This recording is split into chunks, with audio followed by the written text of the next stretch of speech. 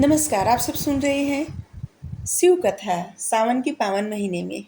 कथा का आगे का भाग। कपिलपुरी में यज्ञदत्त नाम का एक ब्राह्मण रहता था। यज्ञदत्त विद्या में पारंगत था। उसके एक पुत्र उत्पन्न हुआ। उसका नाम था गुणनिधि। बालक बड़ा बुद्धिमान और चतुर था। 8 वर्ष की आयु में उसने बहुत सी विद्याएं सीख ली थी, परंतु वह कुमार्ग में पढ़कर अपने धर्म कर्म से भटक गया। वह जुआरी, खेल कूद में संलग्न और गाने बजाने वालों का साथी बन चुका था। उसने बहुत जल्दी ही अपने पिता की कमाई लुटा दी।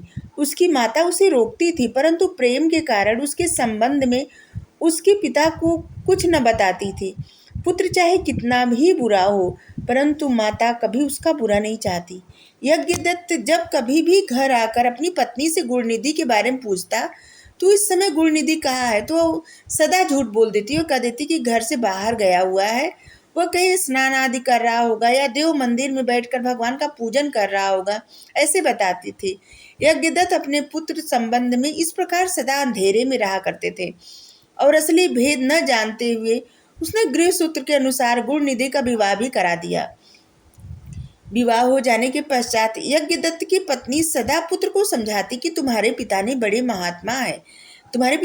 महात्मा हैं। उसके साथ ही बड़े भारी क्रोधी भी हैं। जब उनको तुम्हारे बारे में मालूम होगा तो तुम्हें पता नहीं क्या दंड देंगे। तुम्हारा कुल बड़ा पवित्र है, फिर तुम ऐसे बुरे काम क्यों करते हो मेरे बच्चे? तुम्हारा कल्याण इस बुरे कर्मों को छोड़ देने में है।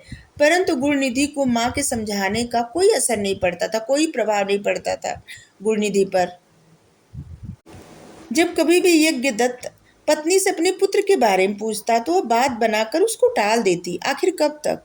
एक दिन उसने अपने पिता की अंगूठी चुराकर किसी जुआरी को दे दी। जब यज्ञदत्त ने उस जुआरी से पूछा कि यह अंगूठी उसके हाथ में कैसे आ गई, तो जुआरी ने यज्ञदत्त से कहा, उसने उसकी अंगूठी नहीं चुराई। उसके यहाँ तो ऐसी बहुत सी अंगूठियां मौजूद है। क्या मेरी अंगूठी देखकर उसकी नीयत तो नहीं बिगड़ गई? यज्ञदत्त ने जुआरी की बात सुनकर कहा, सुनो लल्ला, यह अंगूठी मेरी है, मुझे राजा के यहाँ से मिली है। तुम झूठ बोलकर इसे अपनी न बनाओ, परंतु यह तो बताओ कि अंगूठी तुम्हारे पास आई कैसे? यज्ञदत्त की बात सुनकर जुआरी को क्रोध आ गया। उसने गरज कर कहा, जो सच सुनना चाहते हो ध्यानपूर्वक सुनो। यह अंगूठी तुम्हारे पुत्र गुणनिधि ने मेरे पास जुए में हारी है। उसने अपनी अंगूठी जुए में नहीं हारी, बल्कि आज तक जुए में बहुत सा धन चुराकर हार गया है। आप जितने ही सज्जन, साधु, धर्मात्मा हो, आपका पुत्र उतना ही बड़ा पापी, दुरात्मा है, बदमाश है।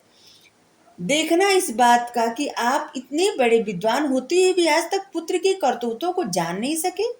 जुआरी की बात सुनकर यज्ञदत्त को मारे लज्जा के बुरा हाल हो गया। वो हमारे लज्जा के मुंह ढांपे हुए, सिर झुकाए हुए अपने घर पहुंचे। घर आते देखकर अपनी पत्नी से पूछा घर आते ही अपनी पत्नी से पूछा, गुणनिधि कहाँ है? वह अंगूठी कहाँ है जो उस दिन तूने उबटता करते वक्त मेरे हाथ से ले ली थी, मतलब उपटन लगाते वक्त? यज्ञदत्त की बात सुनकर उसकी पत्नी ने उत्तर दिया, वह अंगूठी मैंने यहीं कहीं रख दी है, अब मुझे याद नहीं आ रहा है कहाँ रखी है। स्त्री की बात सुनकर यज्ञदत्त ने कहा, तुम झूठी हो। जब कभी मैंने तुमसे गुणनिधि की बात पूछी तब तुमने झूठ बोला और बात बनाकर टालने की कोशिश की। अच्छा, तुम अंगूठी की बात जाने दो, मुझे बताओ कि घर का अन्य बहुमूल्य सामान कहाँ है? न जाने किन पापों के कारण मेरे यहाँ ऐसा पुत्र उत्पन्न हुआ है। फिर जब उसने घर का दूसरा कीमती सामान देखा तो मालूम हुआ कि सभी बहुमूल्य वस्तुएं गायब हैं। तब यज्ञदत्त ने हाथ में जल लेकर पत्नी और पुत्र को तिलांजलि दे दी और एक ब्राह्मण की कन्या से अपना दूसरा विवाह भी कर लिया। अब इसके आगे कथा कल। Thank you. राधे राधे।